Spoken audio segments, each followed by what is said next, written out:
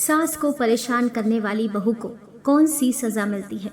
एक बार भगवान शिव कैलाश पर्वत पर बैठे थे तो माता पार्वती भगवान शिव से कहती हैं, हे प्रभु, एक प्रश्न मेरे मन को कई दिनों से विचलित कर रहा है। आप मुझे मेरे प्रश्न का उत्तर बताकर संतुष्ट करने की कृपा करें।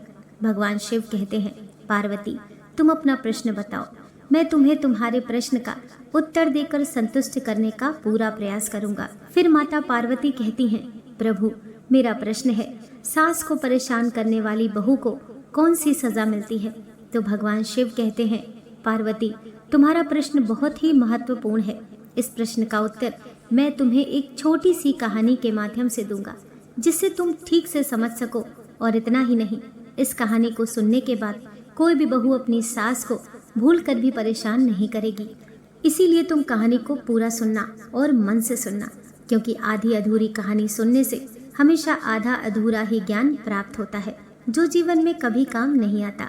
फिर भगवान शिव कहानी सुनाना प्रारंभ करते हैं। भगवान शिव कहते हैं, पार्वती, काफी समय पहले एक गांव में एक गरीब सेठानी रहती थी, जिसके 2 बेटे थे। दोनों की शादी हो चुकी थी। बड़ी बहू दुष्ट स्वभाव की थी, जो अपनी सास को बहुत परेशान करती थी। वहीं छोटी बहू बहुत ही सौम्य स्वभाव की थी। वह अपनी सास को बहुत प्यार करती थी, हर समय अपने ससुर और अपने पति की सेवा में लगी रहती थी। भगवान शिव कहते हैं, पार्वती, घर की स्थिति ज्यादा अच्छी नहीं थी, जैसे तैसे घर का गुजारा चलता था। फिर एक दिन सेठानी ने अपने दोनों लड़कों से कहा, बेटा, ऐसे कैसे काम चलेगा।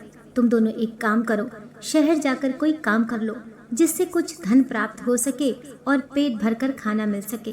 भगवान शिव कहते हैं, पार्वती, इस प्रकार उस गरीब सेठानी की बात सुनकर दोनों लड़के शहर जाने की तैयारी करते हैं और अपनी अपनी पत्नी से कहते हैं कि अपनी सास की सेवा करना, उन्हें बिल्कुल भी परेशान नहीं करना।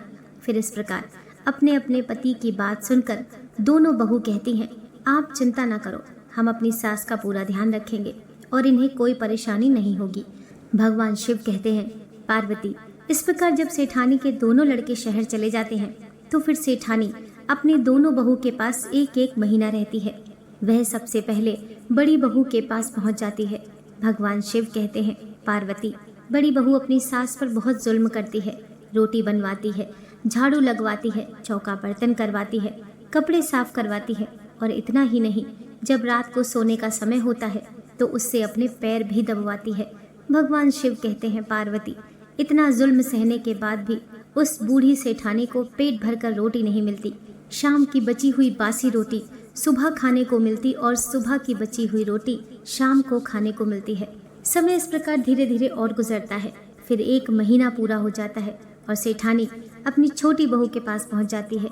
छोटी बहू बहुत ही संस्कारों वाली महिला थी। वह अपनी सास की बहुत सेवा करती थी, ताज़ी रोटी बनाकर खिलाती है, स्नान कराती है, कपड़े साफ करती है और रात को सोने से पहले रोजाना पैर दबाती है। अब समय धीरे धीरे गुजरता है।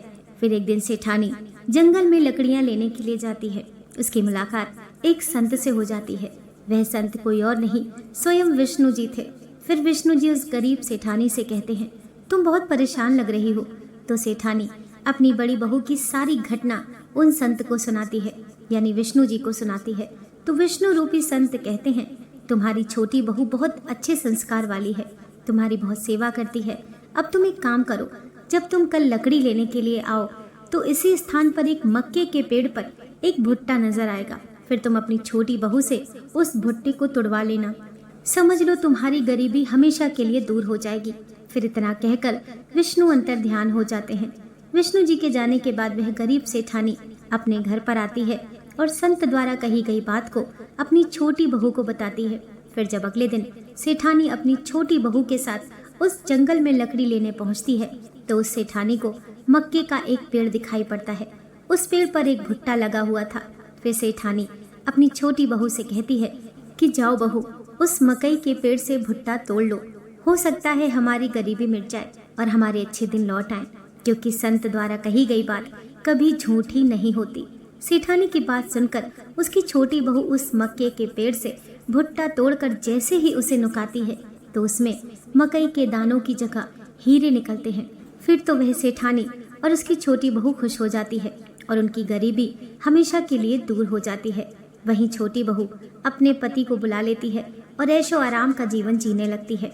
जब बड़ी बहू ने देखा कि मेरी देवरानी रातों रात में इतनी धनवान कैसे हो गई है, तो उसने अपनी सास से कहा कि अब तुम्हारा वहाँ पर 1 महीना पूरा हो गया, अब मेरे पास आकर रहो। फिर वह सेठानी अपनी बड़ी बहू के पास आ जाती है तो बड़ी बहू अपनी देवरानी के धनवान होने का राज अपनी सास से पूछती है और कहती है कि मुझे वो राज बताओ कि मेरी देवरानी रातों रात इतनी धनवान कैसे हो गई। बड़ी बहू की बात सुनकर सेठानी कहती है, जब हम जंगल में दोनों लकड़ी लेने गए तो वहाँ पर एक मक्के का पेड़ था जिस पर एक भुट्टा लगा हुआ था। बस छोटी बहू ने वो भुट्टा तोड़ लिया, मकई के दानों की जगह हीरे निकले और छोटी बहू धनवान हो गई। इस प्रकार बड़ी बहू ने मन में सोचा कि कल मैं भी लकड़ी लेने के लिए इसी वन में जाऊंगी, हो सकता है कोई मक्के का पेड़ मुझे भी मिल जाए। फिर जैसे ही सेठानी की बड़ी बहू जंगल में लकड़ी लेने के लिए जाती है तो उसे भी एक मक्के का पेड़ नजर आता है। खुशी के मारे वह बड़ी बहू जैसे ही उस भुट्टे को तोड़ती है और उकाती है तो उसमें से बहुत सारे बिच्छू निकल आते हैं और सेठानी की बड़ी बहू को काट लेते हैं और सेठानी की बड़ी बहू की मृत्यु हो जाती है। फिर जब ये बात सेठानी को मालूम पड़ती है कि उसकी बड़ी बहू की मृत्यु हो गई है तो सेठानी अपनी छोटी बहू को लेकर उसी जंगल में दौड़ कर जाती है। तो विष्णु जी आ जाते हैं और कहते हैं, तुम्हारी बड़ी बहू ने तुम्हारे साथ दुष्टता का व्यवहार किया जिसकी वजह से इसकी मृत्यु बिच्छू के काटने से हुई, और तुम्हारी छोटी बहू ने तुम्हारी बहुत सेवा की जिसकी वजह से छोटी बहू को तुम्हारा आशीर्वाद प्राप्त हुआ, और इसी आशीर्वाद के प्रभाव से तुम्हारी छोटी बहू धनवान हो गई। और फिर ऐसा कहकर विष्णु अंतर ध्यान हो गए। इस प्रकार जो बहू अपने सास के साथ दुष्टता का व्यवहार करती है उसकी मृत्यु बिच्छू के काटने से होती है और वह जहर के प्रकोप से मरती है।